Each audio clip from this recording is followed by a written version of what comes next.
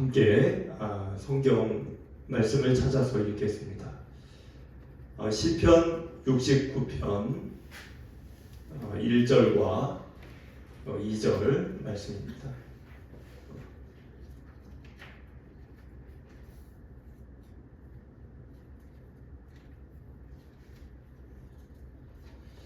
어, 69편 1절 2절입니다.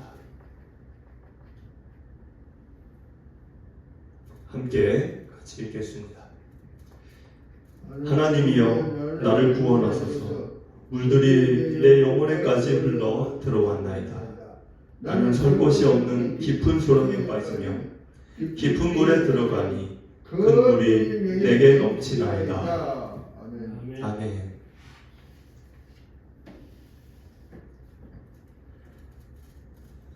고난주간 이제 우리가 앞두고 있습니다.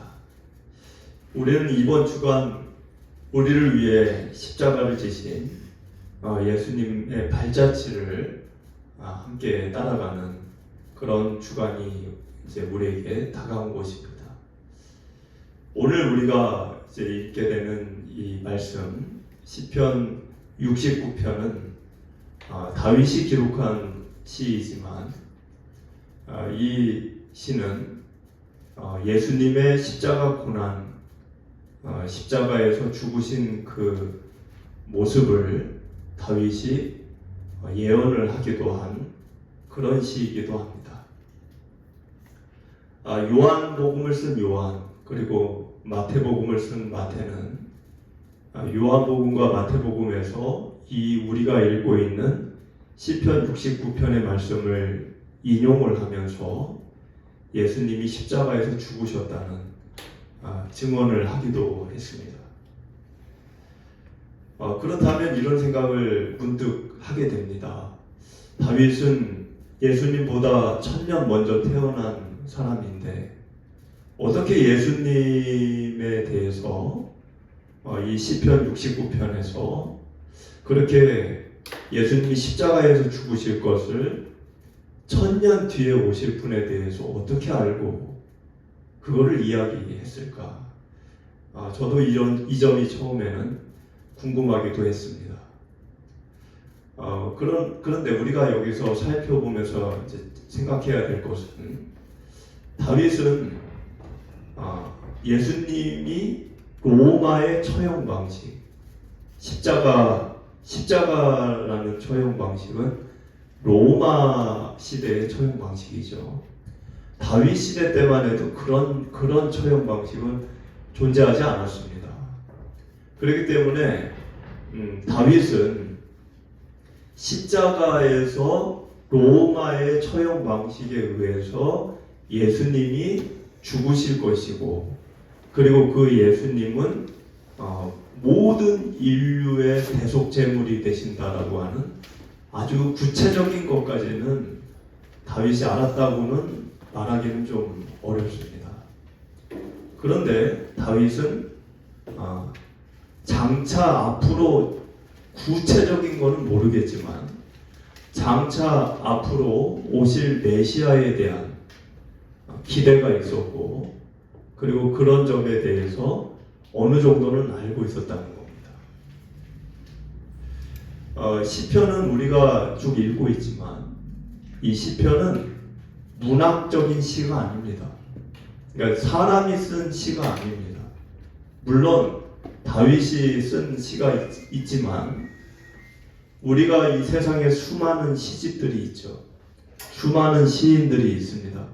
그런 시와는 같지 않다는 것입니다. 왜 같지 않을까? 다윗은 시를 쓰기 위해 쓴 게 아닙니다. 우리가 지금까지 나눈 거를 여러분들이 생각해 보시면 다윗이 무슨 자연을 보면서 어떤 현상들을 보면서 문학적인 시를 쓰려고 했던 게 아니라 자기 인생, 죽음의 위협과 억울함과 고통 속에서 몸부림칠 때 하나님께 드린 기도, 하나님께 드렸던 탄식, 하나님께 자기가 드렸던 호소, 그거를 모은 게 시편이지 무슨 시를 쓰려고 한 게 아니었다는 거죠. 근데 다윗이 하나님께 기도를 하고 하나님께 탄식을 하고 하나님께 호소를 할 때 어떤 일이 동반돼서 일어났냐면 하나님의 영이 그 기도하고 탄식하고 호소하는 다윗에게 임하였다는 겁니다. 그래서 갑자기 처음에는 다윗이 힘들고 어렵고 마음이 괴로우니까 하나님께 기도하고 탄식하고 호소하려고 하다가 어느 순간 하나님이 임재하시는 바람에 성령의 영에 의해서 자기 생각을 얘기한 게 아니라 성령이 감화감동이 되어져서 성령님이 하는 말을 내뱉기 시작했다는 거예요. 그래서 시편은 그 점을 여러분들이 주목해야 합니다. 어느 시점부터는 다윗이 자기 말을 하지 않는 거예요. 하나님이 그의 혀를 붙들고 무슨 말을 하게 했다는 겁니다. 성경을 보시면 제가 앞에 보시면 사무엘하 23장 2절 여호와의 영이 나를 통하여 말씀하시며 그의 말씀이 내 혀에 있도다. 다윗이 한 말이에요. 다윗은 자기 혀가 자기가 생각하는 것을 말하지 않는 혀였다는 거예요. 예수님은 마가복음에서 다윗에 대해 이렇게 평가했습니다. 예수님이 하신 말씀이에요. 다윗이 성령에 감동되어 친히 말했다. 이게 시편입니다. 다윗은 무슨 문학적인 시를 쓴 게 아니에요. 사도행전 1장 16절 성령이 다윗의 입을 통하여 미리 말씀하신 성경이 응하였으니 초대교회 때 신자들이 한 얘기예요. 다윗은 자기의 생각과 말을 한 게 아닙니다. 그러면 여러분들이 좀 이해가 될 거예요. 어떻게 1000년 뒤에 오실 예수님을 다윗이 알았을까? 다윗이 아는 게 아니에요. 알고 얘기한 게 아닙니다. 자기는 지금 괴로워서 마음이 지금 힘들어서 하나님께 뭔가를 탄식하며 얘기하는 중이었는데 어느 순간 성령이 하나님의 영이 자기에게 임재하시면서 자기가 뭔지도 정확히 알 수 없는 그 말을 내뱉기 시작했다는 거예요. 그게 오늘 여러분들이 읽게 되는 시편 69편의 말씀입니다. 그러면 그 흐름을 한번 저하고 살펴보시겠습니다.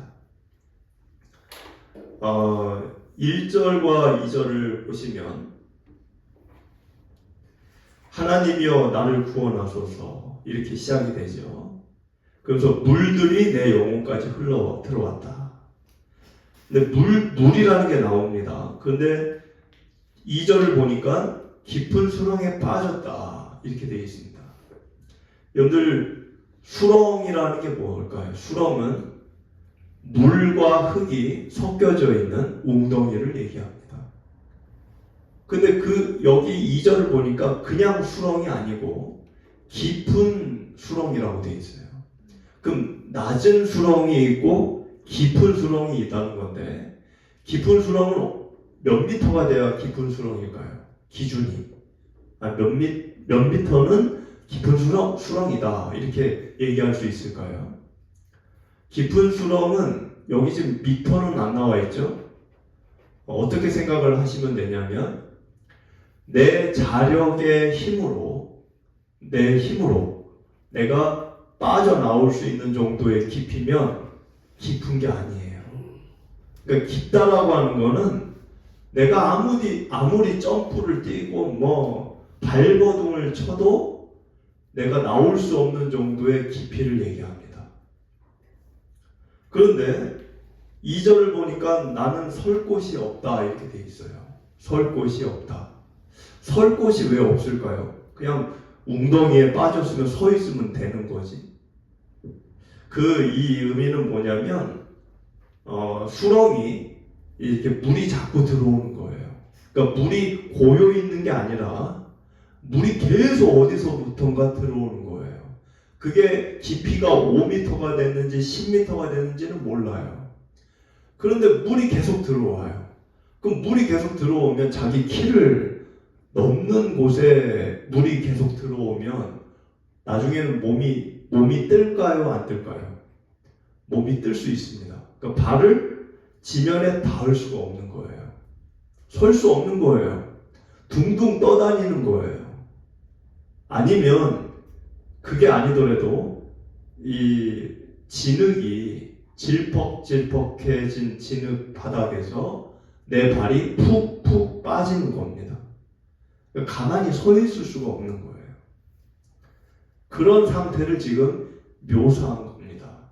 그럼 이 의미가 뭘까요? 지금 2절에서 얘기하는 거는 다윗이 내가 지금 살고 있는 인생이 이와 같다는 겁니다. 그만큼 자기가 지금 힘들다는 거예요. 다윗이 나는 지금 제대로 내 삶을 서 있을 수도 없는, 지탱할 수도 없는, 버틸 수도 없는, 내 자력의 힘으로 그 상황을 해결할 수도 없는 웅덩이와 구덩이에 빠진 것과 같은 그런 처지라는 것을 이렇게 표현한 겁니다. 겪지 않으면 좋겠지만 우리가 살다 보면은 겪지 않으면 좋아요. 그런데 나도 원하지 않는 아주 안 좋은 일을 겪다 보면 내 힘과 내 지식과 내 노력과 또 내가 누군가에게 도움을 요청하는 것으로 도무지 해결할 수 없는 그런 어려운 장벽을 부딪힐 수도 있습니다. 겪지 않으면 좋은데 그 순간이 지금 2절의 다윗과 같은 상황이에요. 여러분들 인생은 왜 그렇게 힘이 든 일을 마주하게 될까요? 왜 나는 그런 힘든 인생을 살고 있고 왜 내가 아니더라도 내가 아는 누군가는 그렇게 힘들게 살까요? 이 인간에게 이런 주어진 이 모든 고통, 나의 고통, 너의 고통, TV에서, 텔레비전에서 보는 누군가의 고통, 그 모든 고통의 근본 원천, 그 원인, 그 이유는 성경은 죄라고 얘기합니다. 원래 하나님은 인간에게 고통이 없는 세상을 주셨어요. 우리가 아는 에덴 동산이 그런 곳입니다. 아픔도 없고 상함도 없고 죽음도 없고 고통도 없고 하나님은 그런 걸 우리에게 주셨어요.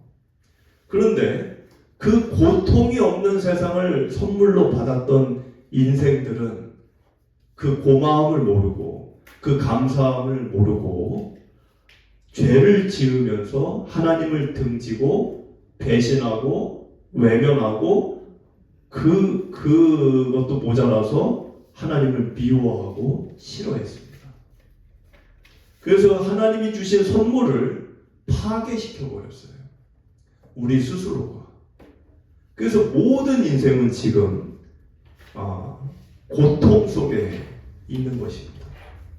근데 하나님은 우리가 파괴시킨 거지만 우리를 외면하지 않으시고 우리가 파괴시킨 것을 복구하고 회복시키시기 위해 인간의 모든 고통을 대신 짊어지시겠다는 각오로 오늘 종료 주일날 이 종료 주일날 우리가 기리는 예루살렘을 향하여 예수님이 나귀를 타고 들어가신 것입니다.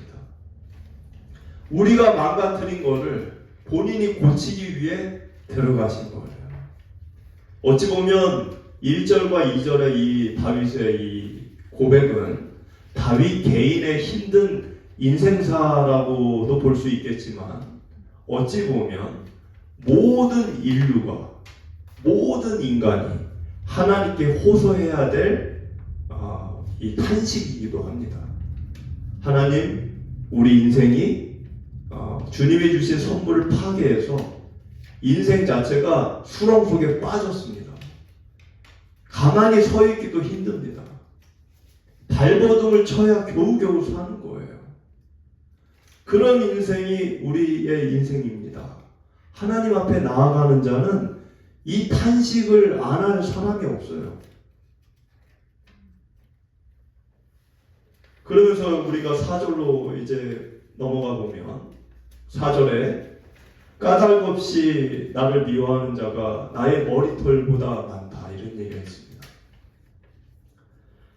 여러분들, 사람들이 하나님을 배신하고 외면하고 등지고 하다못해 미워하고, 근데 그 미워하는 사람들이 이 4절을 보니까 머리털보다 많다, 이렇게 되어 있습니다.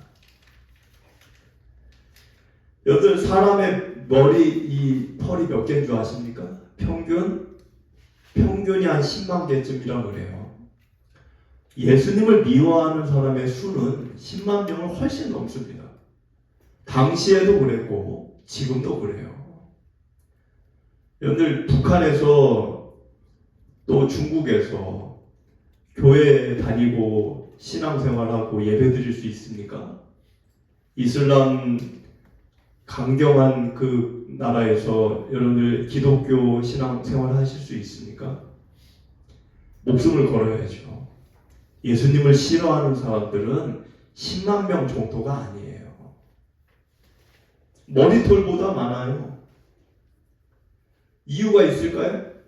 주님이 그렇게 많은 사람들에게 미움을 받을 만한 그 이유가 있냐는 거예요. 이유가 없어요. 여러분들, 요한복음 15장 25절을 보면 요한이 이런 말을 합니다. 그러나 이는 그들의 율법에 기록된 바 그들이 이유 없이 나를 미워하였다 한 말을 응하게 하려 함이라. 이유 없이, 까닭 없이, 원인 없이 그냥 예수님을 미워했다는 거예요. 머리털보다 많은 사람들이. 근데 여기 보니까 좀 이렇게 생각하게 하는 게 율법에 기록된 거. 율법이라고 하는 건 보통 모세오경이에요. 창세기, 출애굽기, 레위기, 민수기, 신명기. 근데 율법에 기록됐다라고 되어 있는데, 사실 여기 이 율법이라고 하는 거는 여러분들이 저와 읽으셨던 오늘 본문 말씀 4절이에요. 시편 69편 4절. 그거를 얘기하고 있습니다. 그럼 시편이 율법이냐? 시편은 율법이 아니에요. 그런데 왜 여기 요한복음에는 율법이라고 되어 있을까? 보통 정확히는 율법이라는 게 모세오경이지만 그 의미 말고 구약 전체를 율법이라고도 얘기합니다. 그냥 구약이라는 말을 율법이라고도 말한다는 거예요. 율법이 구약 전체는 아닌데, 그래서 여기 지금 율법이라고 기록된 거는 구약의 어딘가에 그게 기록이 되어 있다, 이런 뜻이에요. 근데 그 구약의 어딘가가 여러분이 오늘 펼치신 시편 69편 4절입니다. 그거를 응하게 하려고 예수님은 그 미움을 다 받으셨다. 이유가 없다는 거예요. 세상은 주님에게 이유를 찾지 못했어요. 미워하면서도 왜 미워하는지 이유를 모르는 거예요. 그분이 고통의 길을 걸어가야 되는 이유를 찾지를 못하는 거예요. 그러면서도 미워해요. 그러나 정작 주님은, 그 미움을 받고 있는 주님은 미움을 받아야만 되는 이유가 있으셨어요. 주님을 미워하는 자들은 주님이 갖고 있는 그 이유를 모를 뿐더러 알고 싶지도 않고 또 알려줘도 이해를 못하는, 주님에게만 미움을 받아야 되는 이유가 있었다는 거예요. 그 이유가 뭘까요? 자신을 미워하는 자들을 사랑하는 겁니다. 자신을 미워하는 자에게 구원의 길을 열어주고, 자신을 혐오하고 미워하는 자에게 정말 자신이 누군지를 알려주고, 그래서 자신을 통해 그가 지금은 자기를 미워하지만 언젠가는 아버지 되시는 하나님을 알게 되기를 원해서 미움을 받으셨다는 거예요. 그러니까 예수님은 미움 받을 거를 알고 계셨어요, 이미. 왜? 시편 69편 4절에서 이미 다윗이 1000년 전에 예수님 당신은 미움을 받을 겁니다, 이미 1000년 전에 얘기했어요. 예수님도 알고 있었어요. 얘기했잖아요, 요한복음에. 그러나 사람들은 자신이 예수님을 미워하면서도 왜 미워하는지를 모르는 거예요. 여러분들 그 20절로 이렇게 훅 넘어가서 20절을 한번 보시면, 비방이 나의 마음을 상하게 하여 근심이 충만하니 불쌍히 여길 자를 바라나 없고 긍휼히 여길 자를 바라나 찾지 못하였나이다. 여러분들 십자가에서 예수님이 누우셨을 때 귀에 뭐가 들렸을까요? 한번 상상을 해보세요. 예수님이 십자가 나무에 이렇게 누우셨다. 팔을 벌리고 귀에 뭐가 들릴까요? 두 가지가 들립니다. 하나는 자기 손에다가 못을 망치질하는 망치질 소리가 들리는 거예요. 자기 손에 못을 박는 그 못 박는 못질 쾅쾅 소리가 귀에 들리는 거예요. 두 번째 소리가 있습니다. 그것은 지켜보는 군중들이 예수님을 욕하는 소리입니다. 둘 다 아픈 거예요. 여러분들 이 손에 못이 박히는데 안 아프겠어요? 아프겠죠. 근데 더 아픈 게 있어요. 그것은 주님을 욕하고 조롱하는 군중들의 소리입니다.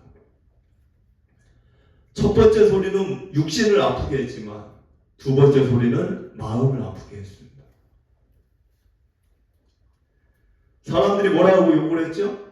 너가 하나님의 아들이냐? 그럼 내려와봐. 내려와봐. 하나님의 아들 정도 되는데 못 내려오니? 그러면서 깔깔깔 웃는 거죠. 남은 구원하는 자요, 너 자신을 구원해보라. 그런 말을 외치며 웃고 있습니다. 그 소리가 들릴 때 예수님의 심정은 20절과 같았다는 거예요. 여러분들 읽고 있는 20절. 비방이 나의 마음을 상하게 하여 근심이 충만하니 불쌍히 여길 자를 바라나 없고 긍휼히 여길 자를 바라나 찾지 못하였다. 주님과 같은 마음을 품은 자, 같은 마음을 갖고 있는 자, 그리고 그 마음을 이해하는 자, 느끼는 자, 함께하는 그런 자가 없었다는 거예요. 철저한 고독과 외로움 속에서 오로지 혼자가 견뎌내야만 되는 고통의 시간을 십자가에서 받아내셨다는 겁니다. 사실은 우리가 그 자리에 있어야 될 죄인들이에요. 근데 우리 대신, 나 대신 주님이 그 비방과 그 고통의 외로움의 자리를, 고독한 그 길을 홀로 가셨다는 것입니다. 그 다음 절 21절을 여러분들 보시면 그들이 이런 구절이 있어요. 21절에 그들이 쓸개를 나의 음식물로 주며 목마를 때에는 초를 마시게 하였사오니, 이 문장은 예수님이 십자가에서 그대로 행동으로 옮기신 일이에요. 여러분들 그 십자가에 처형을 당하는 사람들은 피가 나겠죠. 출혈이 있습니다. 근데 그 출혈 시간이 아주 오랜 시간 동안 십자가를 지기 전에 채찍으로 맞아요. 일단 장시간 동안. 그럼 채찍에 맞을 때 이미 그 등에서부터 피가 막 쏟아집니다. 근데 이제 십자가에서 못이 박히고 뭐 이러면 당연히 또 피가 또 나겠죠. 그러니까 장시간 출혈이 있어요. 그리고 이제 땀을 그 정오에 막 햇빛이 내리쬐는 그 더운 날 십자가에 매달려 있기 때문에 장시간 땀을 배출을 합니다. 근데 수분 공급이 없어요. 장시간 물을 먹지 못합니다. 그리고 또 어떤 일이 있습니까? 십자가에 달렸다고 생각을 해보세요. 여러분들, 십자가에 달렸다.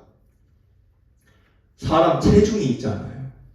사람 체중이 있으니까 몸이 축 처지면서 이 손바닥에 박힌 이 못을 가지고 자기 몸을 지탱하는 거예요. 그러니까 이 체중이 밑으로 쏠리면서 팔이 빠지는 겁니다. 팔이 빠져요. 지탱이 안 되니까 탈골이 되는 거예요. 그런 그 상태에서 몸이 점점 밑으로 꺼져 내려가니까 폐를 누릅니다. 이 근육이나 살들이 다 폐를 눌러요. 폐를 누르다 보니까 호흡이 안 돼요. 호흡이 안 되니까 너무 힘들어서 몸을 억지로 이미 팔이 빠져 있는 상태인데 억지로 몸을 치켜 세웁니다. 그러면 숨을 조금 쉬는 거예요. 그러다가 이 힘이 쭉 빠지니까 또 힘이 내려가면 몸이 꺼지면서 폐를 또 누르는 거예요. 이게 반복이에요. 무한 반복. 그러다 보니까 호흡이 안 되니까 과호흡을 합니다. 과호흡을 하니까 입을 벌리고 호흡해요. 장시간을 입을 벌리고. 그럼 어떤 일이 일어나죠? 이 몸에 이 수분이 다 사라지는 거예요. 그래서 결국에는 엄청난 괴로운 그 갈증을 느끼게 됩니다. 그래서 예수님이 뭐라고 얘기했죠? 내가 목이 마르다 그 말을 하셨어요. 십자가에서. 근데 그 목이 마르다는 주님께 사람들이 건넨 것이 시원한 물이 아니었어요. 뭘 건넸죠? 신포도주. 그거는 거의 식초 정도라고 보시면 돼요. 근데 식초를 물 하나도 안 타고 식초를 이렇게 마시면 어떻습니까? 굉장히 떫어요. 신포도주를 적셔가지고 예수님께 장대를 이렇게 매달아서 입에다가 목마르다고 할 때 그거는 먹어도 더 고통이에요. 그거는 악랄한 짓입니다.